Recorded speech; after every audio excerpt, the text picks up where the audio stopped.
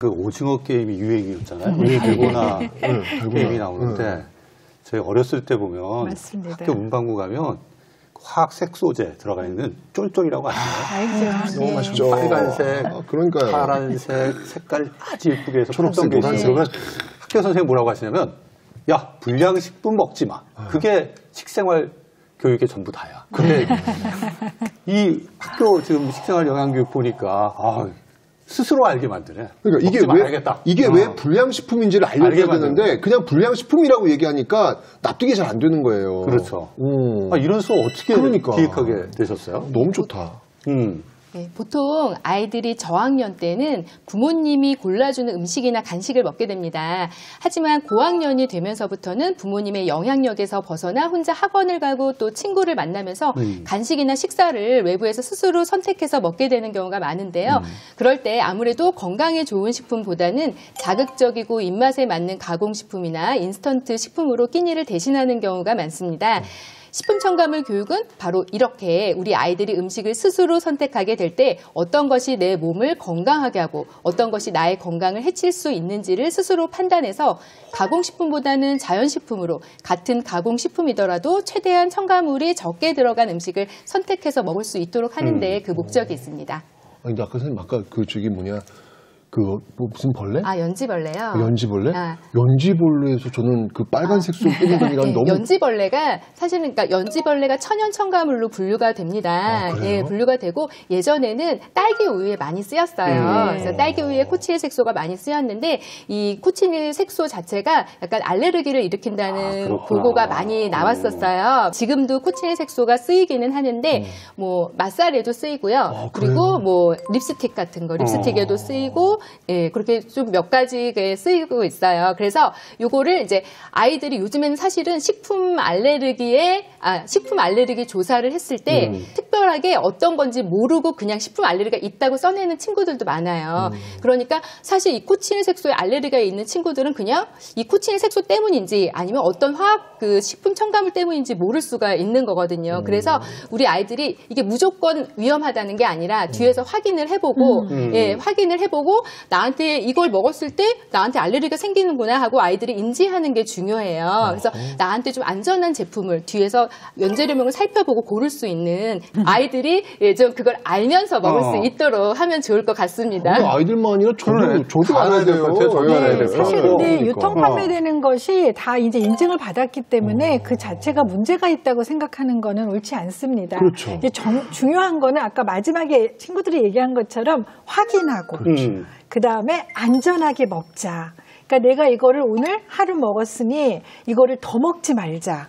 내가 이거를 매일매일 지속적으로 많이 먹지 말자. 이럴 가능성들이 있으니까. 예. 근데 실제로 그런 생각들이 학교를 벗어나서 편의점을 가던 집에서 배달 음식을 먹던 좀 활용이 되나요? 궁금해요. 사실 아이들이 어떤 제품을 구매하게 될 때 제품의 이름이나 유통기한 정도는 확인하는 친구들이 많이 있지만 내가 먹는 제품이 어떤 것들로 만들어졌는지까지 확인하고 있는 친구들은 드물었어요. 그 수업을 하기 전에는. 예. 근데 이제 동기유발로 라면의 원재료명을 보여주고 어떤 제품인지 알아맞히는 활동을 하였는데요. 라면은 막연하게 밀가루로 만들어졌겠지 이렇게 생각했던 아이들이 밀가루 외에 수많은 첨가물들이 들어가 있는 것을 보고 굉장히 놀란 친구들이 많았고요. 또 실제로 자신이 좋아하고 이제 자주 먹고 있었던 간식 포장지에서 첨가물을 찾아보는 활동을 하였는데요. 이제 이런 활동을 하면서 내가 이렇게 많은 첨가물들을 먹고 있었다니 하면서 충격적이라는 반응을 보였습니다. 또 착색류와 착향료, 설탕만으로 흰우유를 딸기우유, 바나나우유로 만들어보는 활동을 하면서 시중에서 파는 딸기 우유와 바나나 우유의 향과 색깔이 나는 것에 매우 신기해하고 재밌어하는 친구도 있었지만 또 반면에 무서웠다, 배신감을 느꼈다 이렇게 표현하는 친구들도 있었습니다. 아니 분명히 내가 먹었는 게 바나나 맛 우유인데 만들어 보니까 바나나 하나도 안 들어가고 그리고 향으로만 들어가고. 이은영 학생들이 그 식재료 같은 거를 직접 키우면서 약간 건강에 대해서 네. 생각해보는 체험도 되게 중요하죠. 네. 그런 다양한 체험 활동들이 학교에서 이루어지고 있나요? 제가 운영했던 체험 프로그램 중에는 편식 아동과 비만 아동을 대상으로 푸드 표현 교실이라는 동아리를 운영을 했었습니다. 그래서 채소 편식이 심한 아동들을 대상으로 싫어하는 음식을 여러 가지 방법을 통해서 노출시키는 푸드 브릿지 4단계를 이용해서 교육을 했었는데요. 채소만 보면 울고 싶고 막 토하고 싶고 이렇게 생각할 만큼 채소 편식이 심한 아동들을 채소와 친해지게 하기 위해서 기피 채소를 이용해서 자기 속에 행복했던 순간 좋아하는 가족이나 친구 이렇게 좋아하는 기억과 연결을 시켜서 이렇게 표현해 보면서 채소에 대한 친근감을 길렀고요.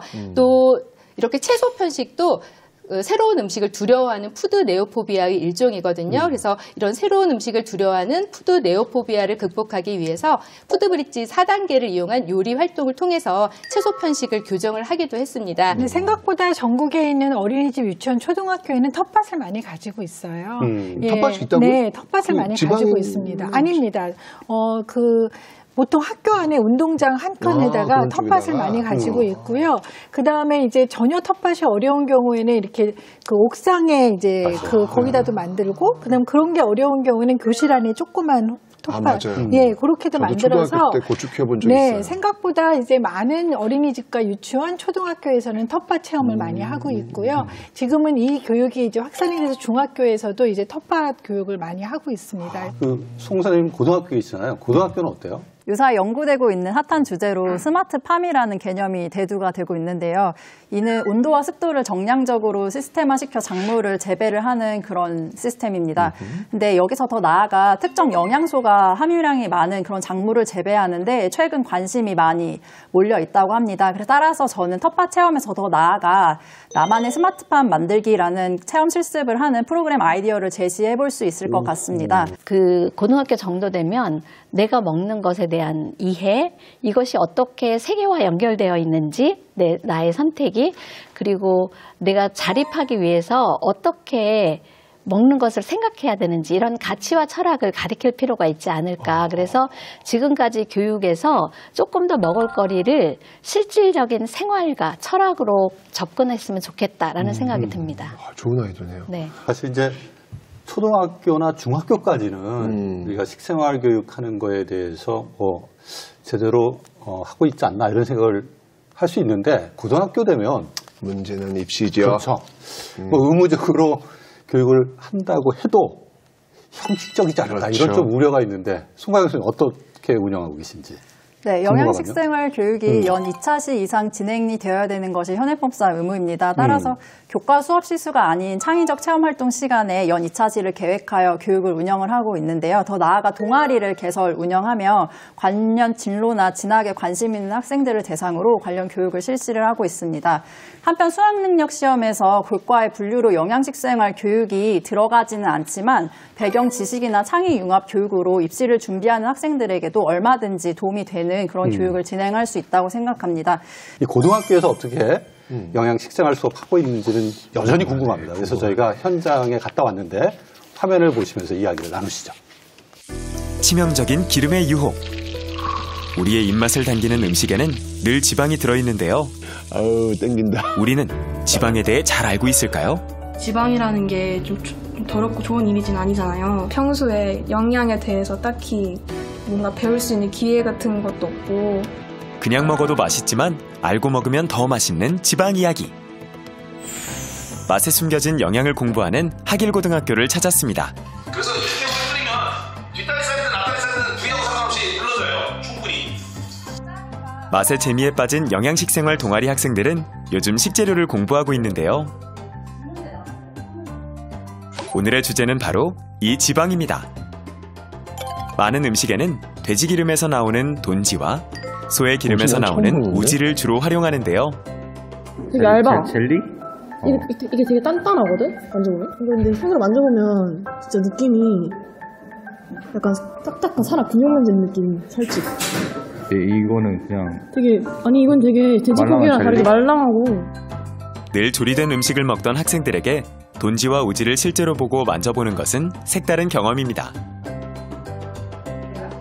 이번엔 간단한 조리에도 나서봅니다. 고기를 익히면서 지방에 따른 차이를 확인해보는 활동인데요. 아니, 저 비싼 고기를 실습을 하는 겁니까? 실습하고 맛있게 먹었습니다.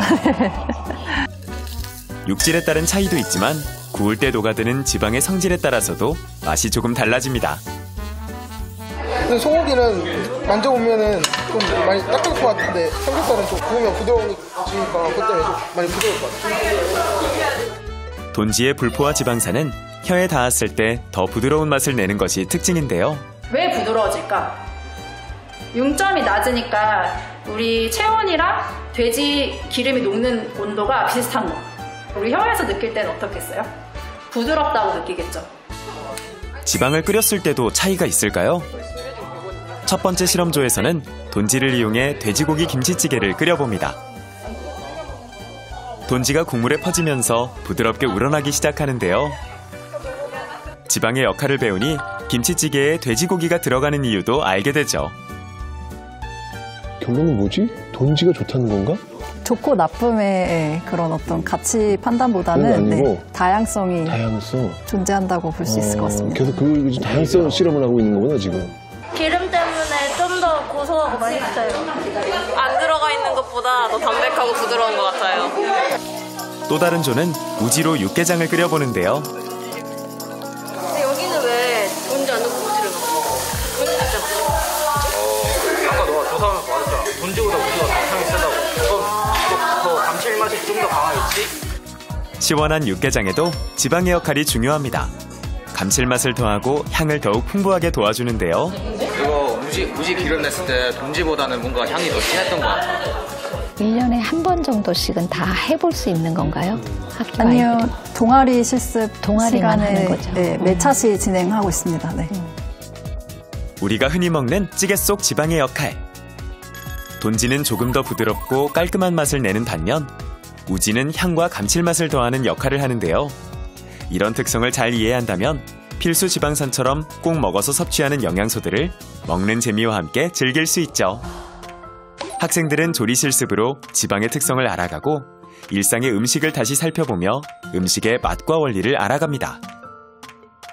단순히 지금 현재 맛있는 것을 먹고 내가 배부르게 먹고 내가 좋아하는 것만을 먹는 그런 단순한 어떤 피상적인 행복이 아니라 내 자신이 어떻게 건강하게 살아갈 것이고 미래의 내 자신은 내가 어떻게 사랑해 줄 수 있을지에 대한 어떤 관점이 영양식생활 교육을 통해서 생긴다고 생각을 해요. 저희가 평소에 아무렇지도 않게 먹었던 음식들이 오늘 배운 것을 통해서 이 음식엔 이런 게 들어가고 또 이 음식엔 이런 게 또 어울리지 않을까? 라는 또 많은 생각이 들 것 같고 하나하나 음식을 먹을 때 되게 재미있고 흥미롭게 음식을 먹을 수 있을 것 같다 생각이 들어요. 하나를 먹어도 더 맛있게 영양의 원리에서 음식을 바라보고 맛을 배워가는 하길고등학교 영양식생활 동아리였습니다. 그래서 사례 보니까 저희가 편견을 너무 많이 갖고 있었던 것 같아요. 지방은 무조건 먹지 말아야 된다. 음식에서 빼야 된다. 근데 적절하게 활용하는 것도 필요하다라는 그런 좀 레슨을 제가 얻을 수 있었는데 정말 학생들이 이런 체험을 통해서 직접 해보면서 알게 하는 게 정말 중요한 힘이 될 것 같아요. 맞아요. 이 선생님 그 동아리라고 했는데 어떤 동아리인지 어떻게 해서 기획하게 됐는지 좀 소개를 해주시면 어떨까? 네, 현재 제가 운영하고 있는 동아리는 영양식생활 관련 동아리로 이론 수업, 영상 수업 같은 것을 먼저 진행한 후 학생들의 기여도에 맞는 조리 과학 실습을 진행하는 그런 동아리입니다. 예를 들어 플라보노이드의 한 종류인 안토시아닌이 pH별로 색이 변화가 되는데요. 그런 색 변화된 에이드를 만든다던가 마이크로바이옴에 대해서 이해를 하고 수제 요거트를 만들기라던가 글루텐의 성질에 대해서 이해하고 글루텐 프리 문화에 대해서 알고 샐러드 파스타 만들기라는 등 그런 어떤 조리 과학적인 다양한 교육 활동을 구상을 해서 진행을 하고 있습니다. 선생님, 진로 말씀하시는 게 진짜 하나도 모르겠어요. 그거 어려운 것들 학생들이 이해를 해요. 요새 학생들 다 이해하는 거예요. 대단하다 진짜. 진로 진학에 이제 관심 있는 학생들이 이제 영양식생활 지식을 좀 관심이 있어 해서 그런 학생들을 좀 대상으로 가르치고자 노력을 좀 하고 있고요. 이제 최 선생님 말씀하셨던 것처럼 잘 모르시겠다고 얘기를 하셨는데 저는 개인적으로 이제 졸업 이후에 성인이 됐을 때 실생활에서 상식적으로 이해할 수 있는 그 다양한 영양과학, 조리과학적 지식들이 있다고 생각을 합니다. 그래서 이러한 것들을 교육 과정으로 좀 구성을 해서 제공을 하고자 노력을 하고 있습니다. 이런 걸 배워야 이걸 이제 음식이 보고 이게 뭔지를 알 거 아니에요. 사실 지금 봐도 저는 잘 몰라요. 뭘 얘기하는지. 근데 이런 교육이 없었기 때문에 모를 수밖에 없는 것 같아요. 네, 어쨌거나 근데 지금 이제 고등학교 지금 교육을 받는데 초등학교 같은 경우는 좀 이제 체험 위주로 이제 이렇게 하는 모습이었지만 또 이제 고등학교는 조금 좀 이렇게 접근이 좀 달라야 되지 않을까라는 생각이 드는데 어떻게 생각하세요, 교수님? 네, 지금 이제 고등학교 동아리를 기준으로 지금 진행을 하신 거잖아요. 사실 이제 고등학교 친구들은 훨씬 더 전공에 부합할 수 있도록 이제 진행이 가능한 거죠. 그리고 이제 저렇게 동아리 활동을 하면 아마 본인의 이제 앞으로의 진로랑 관련돼서 아마 조고의 이제 우리 스펙이라고 하죠. 예, 활동 상황을 가지고 아마 대학교에 이제 진학을 할 수 있을 거예요. 근데 우리가 저 동아리를 단순히 음식을 조리하고 먹는다라고만 생각하지만 진로는 굉장히 다양합니다. 뭐 생산부터 가공, 유통, 정책, 환경까지 모든 분야의 이제 진로 교육이 가능한 거죠.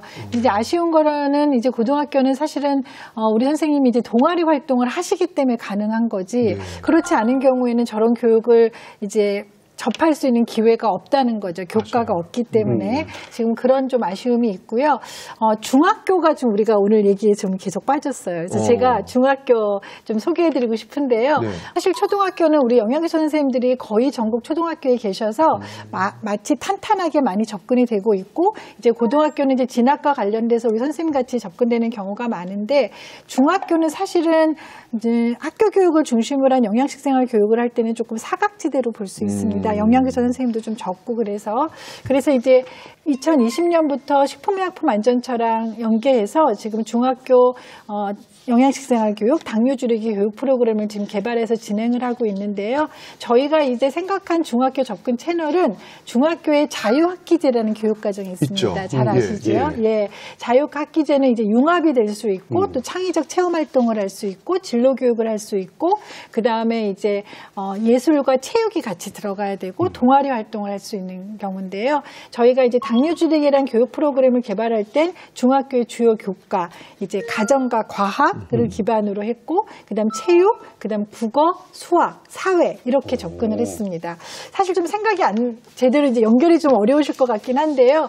우리가 당뇨줄이기라고 하는 것 자체는 조리만 있는 것이 아니라 식품을 선택하고, 그다음에 이제 설탕이라든지 당뇨에 대한 그런 정책을 조금 모의 재판도 해보고, 그다음에 이제 세계에 있는 그 영양 정보를 좀 파악하기도 하고 이렇게 각 교과별로 교과 안에서 연계할 수 있는 프로그램을 만들었어요. 그리고 이제 교과와 또 우리 영양교사 선생님들 같이 비교과가 연계해서 체험할 수 있는 프로그램을 해서 전국에 지금 작년 40개, 올해 40개 학교가 지금 운영하고 있는데요.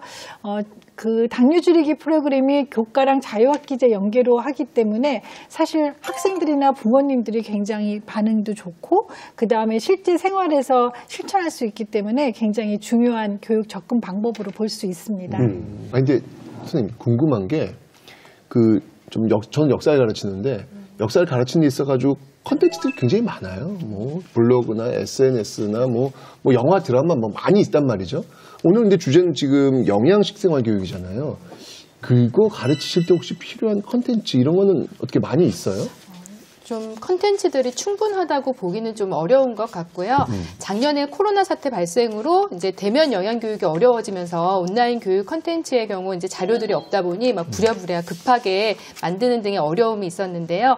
어린이나 성인 대상의 교육 컨텐츠는 좀 이제 많지만 초등학생이나 청소년들의 영양 교육 컨텐츠는 좀 많이 미비한 것 같습니다. 그래서 또 저희가 영양 교육 과정이 없고 따로 교과서가 없다 보니 체계적으로 정리가 된 교육 컨텐츠가 없어서 좀 찾기가 어려운 것 같고요. 그래서 식품의 경우 또 학생들이 잘못된 정보를 습득하는 경우도 많은 만큼 또 학생들이 올바른 정보를 접할 수 있는 영양교육 컨텐츠가 좀 많이 늘어났으면 좋겠습니다. 2주 동안 저희가 영양 식생활 교육에 대해서 다루어 보았는데 저 자신도 많이 배운 것 같습니다. 앞으로 많은 사람들이 이 영양 식생활 교육을 제대로 인지할 때 우리 아이들도 건강한 식생활을 할 수 있지 않을까 이런 좀 생각을 해보는데 앞으로 영양 식생활 교육이 보다 더 활성화되기 위해서 어떤 제도적 지원이 필요한지 마무리 제언 부탁드리겠습니다. 김 교수님. 가장 중요한 것은 영양 식생활 교육은 전문가가 체계적으로 그리고 일회성이나 단기간에 이루어지는 것이 아닌 지속성을 가지고 이루어지는 것이 꼭 필요하다는 것을 강조할 수 있습니다. 네.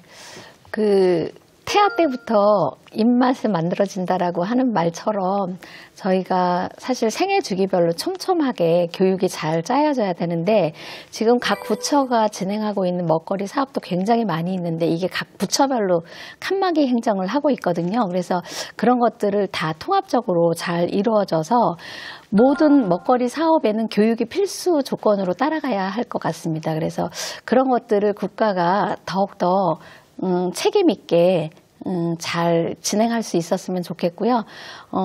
이후에 아이들이 어릴 때 받았던 식생활 교육을 기반으로 해서 건강한 먹거리 시민으로서 성장할 수 있도록 책임져 줬으면 좋겠습니다. 네. 네, 영양교사의 정원 확보, 영양식생활 교육과정의 수립, 영양 전문지의 정원 확보, 행정적 인프라 지원 등의 지원 등이 필요하다고 생각합니다.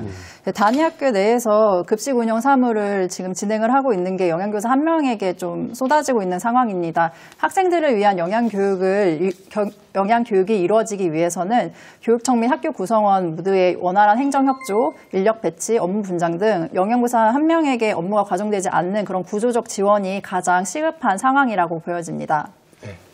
영양교사는 현재 학생이 400명이든 2,000명이든 일률적으로 각 학교에 한 명이 배치가 되어 있습니다. 그래서 급식 인원이 많아지면 당연히 업무의 양이 늘어나게 되는데 특히 우리 학교처럼 급식 인원 수도 1,000명이 넘고 또 병설 유치원이 또 같이 공동 급식을 하고 이렇게 하는데도 저 혼자 이 업무를 감당을 하다 보니까 업무에 치여서 정말 영양교육 시간을 내기가 너무 어렵습니다. 그래서 따라서 급식 인원수에 따라서 영양 강사가 좀 지원이 됐으면 좋겠다는 생각이 있고요. 또 급식 관련 업무와 식생활 지도, 또 조리종상 관리 등의 학교급식법 시행령에 나와 있는 영양교사 업무 외에 정말 전문성이 필요한 산업안전보건 업무까지 영양교사에게 이제 맡겨지고 또 각종 보고, 예산 집행, 또 식재료 꾸러미 사업 등 이런 각종 행정 업무 때문에 정작 영양교사의 주된 업무인 식단 연구 및 식생활 교육에 쏟을 시간이 너무 부족한데요. 업무 부담이 좀 줄어들어서 주요 업무인 식단 연구와 식생활 교육에 시간을 좀 쏟을 수 있는 환경이 좀 만들어졌으면 좋겠습니다. 오늘 제 20도 이렇게 배우면서 그 쌀 한 톨에 온 지구가 담겨 있구나 라는 그런 생각이 들었어요. 이거를 느낄 수 있도록 해주는 교육이 영양식생활 교육이다. 즉 이 교육은 바로 인간의 존엄을 알려주는 너무나도 중요한 교육이다라는 거를 제가 정말 배우면서 좀 반성하는 그런 시간을 가졌습니다. 많이 좀 지원 좀 해주셨으면 좋겠네요. 이 영양 식생활 교육의 목적이 무엇이냐를 생각해 봤을 때 단순히 신체 건강, 정신 건강을 키우는 것이 아니라 어떻게 보면 삶에 있어서 자기 주도성을 키우는 그러한 목적을 갖고 있지 않나라는 생각을 해봅니다. 앞으로 영양 식생활 교육의 단순한 소비자 교육을 넘어서서 삶에 있어서 주체성, 또 재반, 먹거리와 관련된 사회 문제에 대한 참여자로서의 역량을 키워주는 교육으로 확장되기를 응원하면서 오늘 프로그램 마치도록 하겠습니다. 시청해주셔서 감사합니다.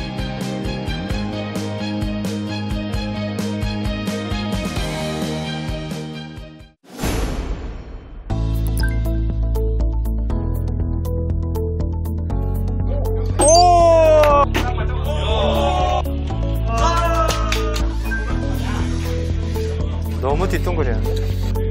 여기서 완전히 이게 넓어가지고 확실히 속도가 느려지니까 부드럽게 가고 긴장되고